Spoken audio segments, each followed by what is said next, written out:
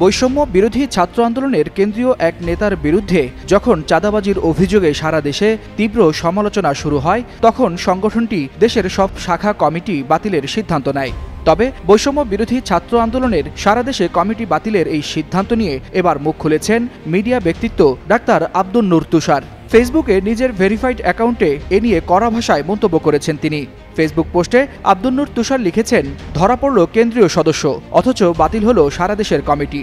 এ যেন ফোড়া ধরা পড়লে পুরো শরীর বাতিল করার মতো, যার অর্থ পুরো শরীরই পচে গেছে।